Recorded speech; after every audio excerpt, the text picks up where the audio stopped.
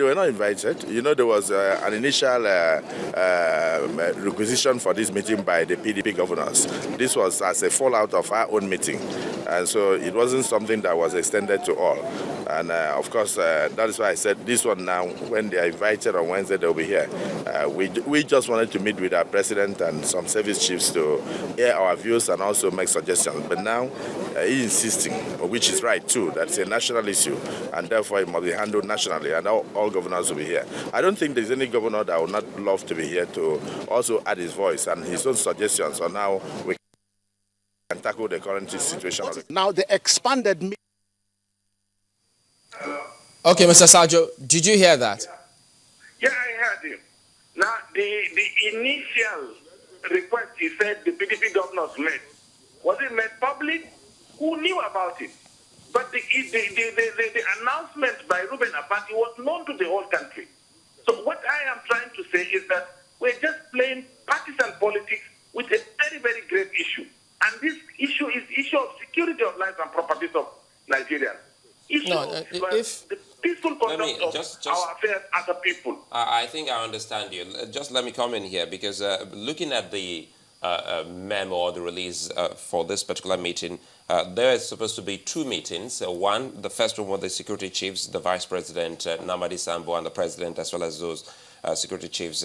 And the second one was supposed to be followed at about 1300, that's 1 p.m. They call that an enlarged meeting on security developments with the President and state governors. But you saying you have a text later on, well, cancelling the second one. So don't you think that was befitting and much more honorable enough to say that, look, we have actually moved the second meeting to a later date, but we had the first one, and the other one possibly with his party members?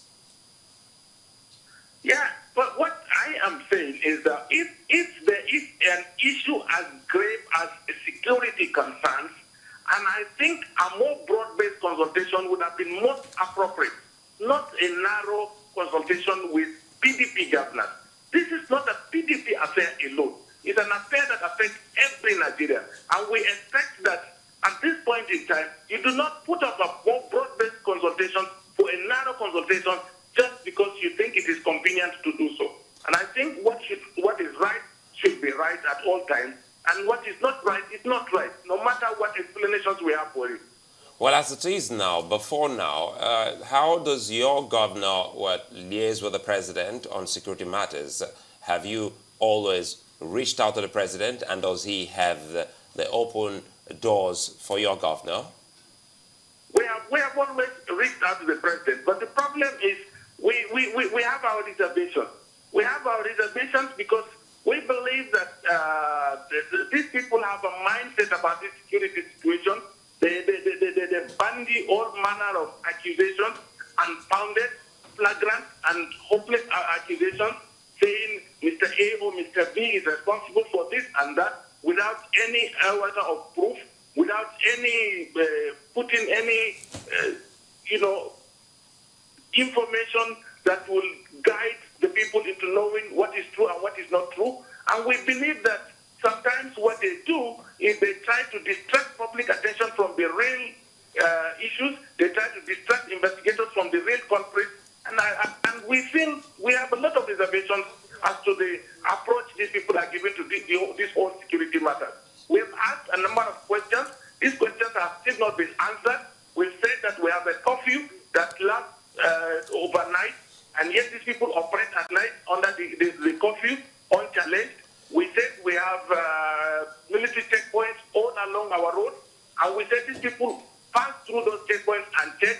We said that these people, there are military units all over our state. Mr. Sajoh, operate between 5 to 6 hours. Mr. Sajoh, may I come in? If I may come in here, I mean, I think that your complaint must have been taken on board, but, one is also a little apprehensive as to how successful the meeting that will hold on Wednesday will be. If you're already taking this stance and you're already, holding the presidency or the president, and this meeting in suspicion, do you think that you'll be able to make plenty of headway when you finally have this enlarged meeting on Wednesday? For as long as, we mind. We are willing. We are committed to discussing very openly. But we also want the presidency to live by its own code of ethics, by the code it prescribed for everybody. When they say nobody should play partisan politics with security issues, they should also ask their party people to stop talking about security issues in a partisan manner. We are talking about grave matters, and people are throwing frivolous accusations, and nobody is calling them to order. You definitely we do sound... discuss in a very open way. Mr. Sajoh, you definitely do sound... That will make Can you hear me? the situation better. Yes, yes, ma'am. You do sound very upset. I'm just wondering if this is the mindset across board, if everybody in the APC is upset about this particular matter and have chosen, just a moment, and have chosen to bring their grievance to the public. I'm just wondering if they will be able to make any headway at all on Wednesday when the meeting finally convenes. Not anybody in the APC. I'm saying anybody who has lost somebody in this process will feel the way I feel. You know, we feel it because we're daily living with this situation. We are daily facing this situation. We're losing our relations. We're losing our property. And so we feel really, really very hard that the situation is not being addressed in the right manner. Okay, could you tell us then, because you say that the entire security matter rests with the president squarely, you say. So, what is the role of governors, local government, chairmen? Don't they have any role in ensuring that security of lives and property across the country and within the states? We cannot run away from the fact that the president is the commander-in-chief, in charge of the army, the police, the Air Force, the Navy, the security outfits. They have the capacity to deploy. They have the capacity to order investigations. They have the capacity to release resources for investigation. As far as we are concerned, we assist, we support, and we have supported. We've been supporting, and we will continue to support the process. Are you saying that the governors, the local government chairman, the councillors have no role whatsoever in ensuring security of lives and property? Their role is supportive. Their role is supportive.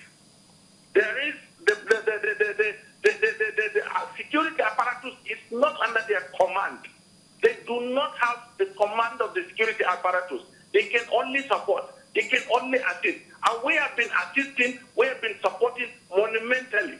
We've been supporting the system monumentally with all the resources available. We've been given the assistance with all the available means we could at our own disposal. But we do not have command and control. That belongs to the presidency. What new solutions, I mean, this might sound a little, but what new solutions do you think will be coming up with that, you know, hasn't already been brought to the table when this meeting finally holds on Wednesday? Yes, the most important solution we are going to request for is proper investigation of the sources of arms, the strategic commanders, the sponsors, the financiers, their exposure. They're being brought to book, because you do not stop criminality until criminals are brought to book. You cannot continue to claim that you are tackling criminality when criminals are not brought to book. So we are saying people should be arrested, people should be prosecuted in an open court, people should be punished for their roles in an open way, so that this can actually serve as major deterrent. But as it is now, we are not doing exactly that. Well, anyway, you said, Governor Akpabi has said, well, it was a PDP governor's affair. And you also said, well, the PDP governors were there and those who were close to the president. Would you want to tell us more of what you know by that statement? No, I heard it on the news that a few governors that were not PDP were there. And I also heard it on the news that some deputy governors were also there. So, and if it's a PDP governors forum, I mean, you know, some of these people should not have been there. well, anyway, I think if you look at the comments released or rather signed by Dr. Abati, he also said that the president has said no one should try to play politics with this by scoring any political capital from this crisis we are in as we speak. But going forward, what would you say you would love to see between the governors of the PDP and the APC when they finally do meet with the president? What I expect the president to do at first is to actually debunk the statement by the spokesperson of the PDP that APC leadership and APC governors were responsible for the bombing in Nyanya. That was very callous, that was irresponsible, that was insensitive. And, the president should reassure everybody that there is an open mind, that neither the PDP nor the government has put anybody on trial, in the court, in the public court. We need to reassure each other that we are approaching this issue with an open mind, that we are using the same parameters to treat everybody. If you say that nobody should play politics with such a grave matter or make a political capital out of it, then even the PDP leadership should not play political capital out of it. And I think once we have a uniform approach to issues, and then when we have an open mind to issues, when we respect each other in the manner we address each other, we would be able to get ahead of it. All right, Mr. Sajoh, tell us briefly before we wrap this up, what specific actions have you and the governor of your state taken to see how we can sort this security situation out?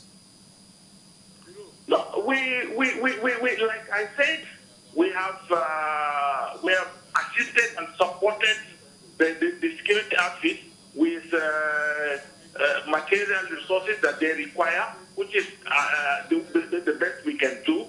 And we also have the feeling that wherever there is a security challenge in the country, it affects us, and injury to one is injury to all.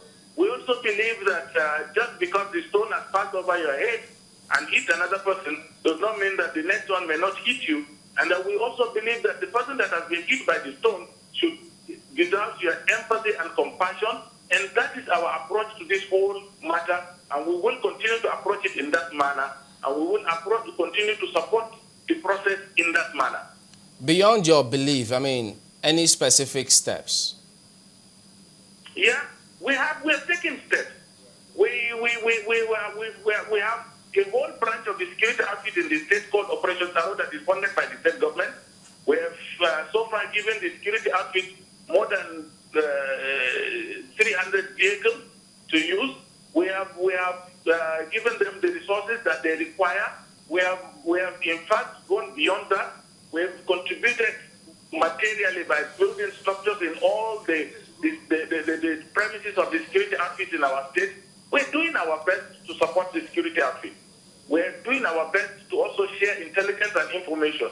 And we're doing all this expecting that we will get reciprocal action from those that actually have command and control of the security outfit in the country. Will it be out of place if before any of these meetings were summoned by, whether it's what the governor said or the comments by Ruben Abati, would it have been wrong if members of your party had approached the president saying, look, with what's going on, we need to have a meeting and request for a meeting? Would that have been wrong if they did it? It wouldn't be wrong, but you have to understand also that, like I said, there must be the open mind to receive information from anybody with an honest disposition. Immediately after that thing happened, somebody came up and said, look, these people are responsible. And then the very person that is supposed to say, let us not play politics with this, kept quiet. Then until after, much later, somebody is saying, no, nobody should do this, nobody should do that. We just feel that there is no clear-cut open mind to address this issue, in a broad base, in a non-partisan, in a more serious and more responsible manner. And that is our fear. Wouldn't that be adjudged to be an assumption because you didn't try, your party didn't approach him in the first instance, and so you couldn't have come to that conclusion that there is no open mind? Lives are involved here. Do we need to approach him? Let me tell you, let me be very honest with you. Each of the governors has a limited constituency. His constituency is limited to his own state. But the president has the whole nation as his constituency. He is supposed to demonstrate sufficient leadership capacity by involving everybody in consultations when any part of this country is affected. I think you're putting the onus too much on the APC rather than putting the onus where it rightly belongs, which is the presidency. We're putting the honors on all leaders who occupy. No, Mr. Sajoh, the honors is the responsibility is with all those who occupy political office, whether you're the governor, the local government, the council chairman, everyone who is in public office, even us, Nigerians. Everyone should be involved in this. It's nothing about political affiliation here. We all have got to be responsible. That's where it should be. All right, Mr. Ahmed Sajoh. Nobody should request for a meeting. I think the meeting should... Okay, well, thank you for coming on. For speaking with us this morning. Ahmed Sajoh is the Director of Press in Government House. Thank you for speaking with us. Well, back after this, we've got another perspective, so don't go away.